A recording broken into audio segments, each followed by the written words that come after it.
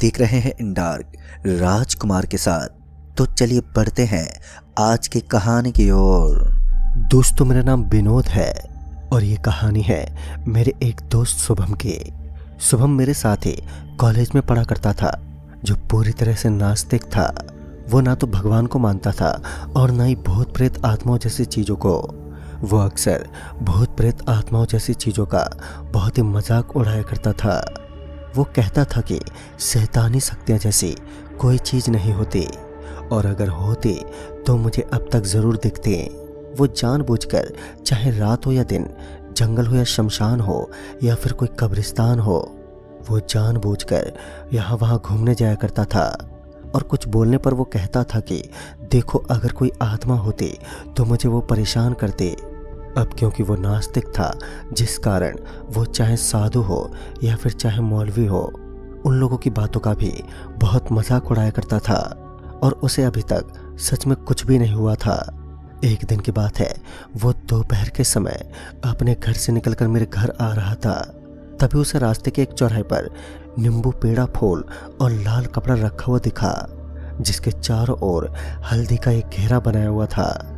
और वो सोच में पड़ गया कि दोपहर में यहाँ पर यह सब सामान किसने चढ़ाया है, क्योंकि वो नास्तिक था, जिस वजह से उसे ये बात समझ में नहीं आई कि इन सारी चीज़ों से छेड़खानी करना उसे महंगा पड़ सकता है। वो मस्ती के मूड में था और फिर वो अपनी बाइक से नीचे उतरकर हल्दी से बने हुए घेरे के अंदर से नींबू, लाल कपड़ा और मिठाई भी उठा लिया। अपने बाइक पर बैठकर हंसते हुए मेरे घर पर आ गया। मेरे घर आकर उसने दरवाजे पर दस्तक दी। जब मैंने अपना दरवाज़ा खोला तो देखा कि शुभम के हाथों में मिठाई थी, जिसे वो खा रहा था। जो लाल कपड़ा उसने वहाँ से उठाया था, उसे हाथ पोंछकर कूड़े में फेंक दिया। मैंने जब उससे पूछा कि ये सब क्या है, तो उसने हंसते हुए मुझे सारी बात बताई। मैं तो उसकी बात सुनकर एकदम से घबरा गया और उससे कहने लगा कि भाई, ये सब चीज़ों को मेरे घर से दूर ही रखना, कब कौन सी मुसीबत आ जाए भगवान ही जाने। फिर जब वो रात को मेरे घर से निकलकर अपने घर पर पहुंचा, तो थोड़ी देर के बाद उसने मुझे कॉल करके बताया कि जैसे जैसे रात होने लगी वैसे वैसे उसका सिर भारी होने लगा है। उसने मुझे कॉल किया और रोते हुए कहने लगा, भाई यार, सिर दर्द से फटा जा रहा है, कुछ समझ ही नहीं आ रहा है, क्या करूं। जिस पर मैंने कहा, भाई दवाई ले ले, ठीक हो जाएगा। जिस पर वो दर्द भरी आवाज़ में कहने लगा, भाई तब से मैंने सारी दवाई और जड़ी बूटियाँ इस्तेमाल करके देख चुका हूँ, कुछ काम ही नहीं कर रहा है। मैं समझ गया कि हो ना हो उसी मिठाई को खाने से हुआ है वो सब। तभी मैंने उससे कहा, घर से बाहर निकल कर रहे, मैं आ रहा हूँ अभी। मैं तुरंत ही अपनी बाइक को लेकर उसके यहाँ पर पहुँच गया। वो दर्द के मारे कराह रहा था। मुझे देखते ही वो कहने लगा कि भाई कुछ कर, नहीं तो मैं मर जाऊँगा। मैंने तुरंत ही उससे पूछा, घर पर बताया था ना कि सुबह तूने वो मिठाई खाई थी। जिस पर उसने ना में सिर हिलाया। मैं समझ गया कि अब इसे कोई मंत्र तंत्र वाला ही इसे बचा सकता है। मैं तुरंत उसे एक अघोरी के पास ले गया। वो अघोरी मुर्दा घर के पास ही रहते थे। उस अघोरी ने उसे देखा और उस अघोरी की समझ में सारी बातें आ गईं। उसने कहा कि इन्होंने चौराहे पर पड़े सामान को उठा लिया था, यह उसी का नतीजा है। तभी मैंने उस अघोरी से पूछा, ये कैसे हो सकता है। फिर जिस पर अघोरी ने बताया कि 4 रास्ते पर किसी आदमी ने किसी को झाड़ फूंक कर उसकी आत्मा को आज़ाद किया था। जैसे वो सारा सामान चढ़ाकर पीछे लौटा, वैसे ये वहां पहुंचकर सारा सामान उठाकर खा लिया होगा। तभी आत्मा इसे परेशान कर रही है। मैंने तुरंत ही उस अघोरी बाबा से पूछा, बाबा इसका दर्द कैसे ठीक होगा। जिस पर उसने मुझे कुछ सामान लाने को कहा। मैं तुरंत ही उन सामान को खरीदकर अघोरी बाबा के पास पहुंचा। तभी उस बाबा ने उन चीज़ों के इस्तेमाल से एक लॉकेट बनाया। शुभम को वो लॉकेट पहनने को दिया और कहा कि ध्यान रहे, चाहे कुछ भी हो जाए, इस लॉकेट को अपने गले से उतारना मत, वरना फिर वो बाबा कुछ नहीं कर पाएगा। बाबा कहने लगे कि अगले 3 दिनों तक लगातार रोज रात को तुम्हें आना पड़ेगा, और हाँ, इन सामानों को लाना मत भूलना। फिर मैंने कहा कि बाबा इसके सिर का दर्द का क्या हुआ। जिस पर उस अघोरी बाबा ने बताया कि चिंता मत करो, ये दर्द तुम्हारे घर पहुंचने से पहले ही खत्म हो जाएगा। बाबा की बात सुनकर हम दोनों वहां से अपने घर के लिए निकल पड़े।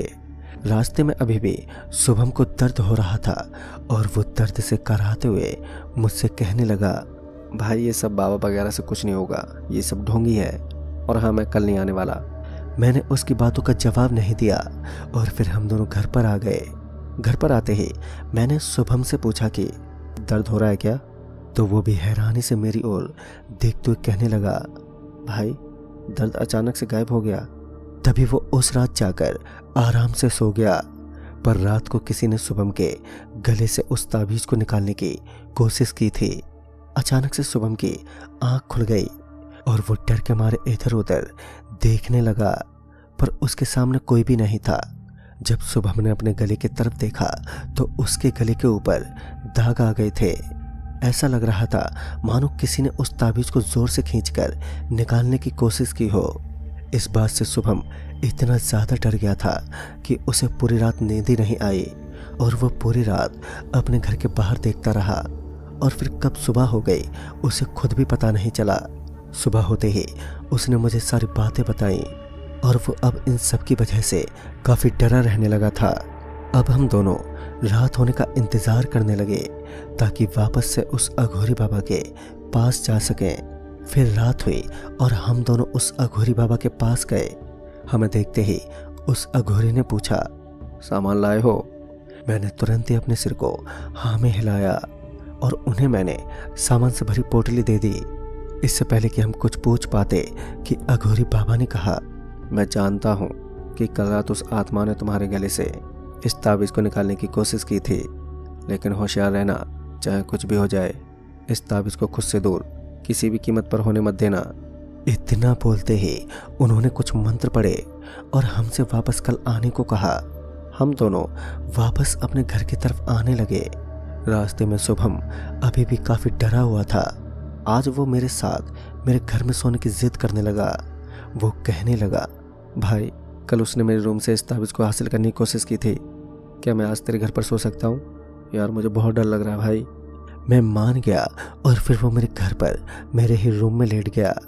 उसके चेहरे से डर साफ झलक रहा था और फिर कब हमें नींद आ गई हमें पता ही नहीं चला। जब सुबह मेरी नींद खुली तो वही हुआ जिसका हमें डर था। शुभम के गले से वो लॉकेट गायब थे और शुभम को पता तक नहीं चला कि लॉकेट अब उसके पास है ही नहीं। जब मैंने उसे ये बात बताई तो वो डर के मारे सहम गया। उसने तुरंत ही बाइक को निकाला और उस अघोरी बाबा की तरफ जाने लगा। मैं भी उसके पीछे पीछे वहां पर पहुंचा जहां पर उस अघोरी बाबा ने कहा, यह अनर्थ नहीं होना चाहिए था, अब मैं कुछ नहीं कर सकता। अब तक शुभम के सर में वापस दर्द होना शुरू हो गया था।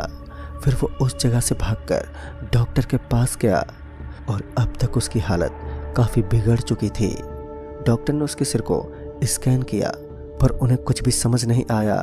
धीरे धीरे उसका वो दर्द उसके पूरे शरीर में फैलता गया और जब रात हुई तो वो दर्द इतना बढ़ चुका था कि वो ठीक से कुछ बोल भी नहीं पा रहा था। और वो अचानक से भागकर अपने रूम के अंदर गया और दरवाजे को बंद कर दिया। उसके घर के बाहर लोगों की भीड़ जमा हो गई थी। हम सब मिलकर दरवाजे को तोड़ने की कोशिश करने लगे।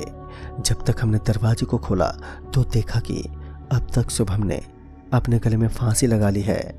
वो अभी हमारे सामने तड़प ही रहा था कि मैंने आगे बढ़ते हुए शुभम को उठाया और सभी लोगों ने मिलकर उस फंदे को उसके गले से बाहर निकाल दिया। पर अब तक काफ़ी देर हो चुकी थी। शुभम हमारी आंखों के सामने ही तड़प तड़प के मर गया और लोग आज भी उसकी मौत की अलग अलग कहानियां कहते हैं। कोई कहता है कि उसने खुद ही फांसी लगा ली थी, तो कोई कहता है कि उस आत्मा के चलते उसने खुद को ख़त्म कर लिया। उस दिन के बाद से एक बात तो समझ में आ गई कि चाहे आप किसी भी चीज़ को मानो या मत मानो, लेकिन इस तरह की खौफनाक वस्तुओं से हमेशा सावधान रहना चाहिए, वरना अंजाम बड़ा ही खौफनाक हो सकता है। तो दोस्तों, इस कहानी में बस इतना ही। कहानी आपको पसंद आई हो तो लाइक शेयर जरूर करें और साथ ही हमें कमेंट बॉक्स में ज़रूर बताएं। तो मैं आपका दोस्त राजकुमार जल्द ही मिलूँगा एक और नई कहानी के साथ। तब तक के लिए बाय एंड टेक केयर।